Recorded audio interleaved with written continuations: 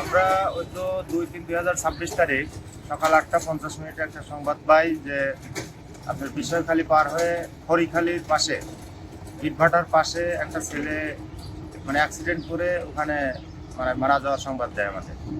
সেই সুবাদে আমরা আমাদের অ্যাম্বুলেন্স রানআউট নিয়ে ওখানে ঘটনাস্থলে যাই। ঘটনাস্থলে যাওয়ার পরে দেখি যে আনুমানিক 14 বছর বয়সের একটি ছেলে, ওর নাম হলো মোহাম্মদ হোসাইন। ওর বাবার জন্য ইটভাটায়, ওর বাবা কাজ করে, ওর বাবার জন্য ইটভাটায় খাবার নিয়ে আসতেছিল। প্রতিমধ্যে আপনার কালীগঞ্জ হইতে ঝিনাইদহগামী একটি খড়ির ট্রাক ওই ছেলেকে পিছন দিক হতে মেরে দেয়। ওই ছেলে সাইকেলে ছিল এবং ওই ছেলের পিছনে আর একটি ছেলে ছিল।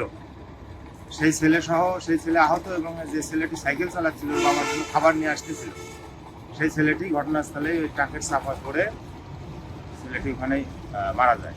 পরে আমরা ওখানে পৌঁছানোর পর লাশ বডি ব্যাগে উঠায় আমরা ওই 12 বাজার পুলিশ ফাঁড়ির এসআইয়ের কাছে হস্তান্তর করি।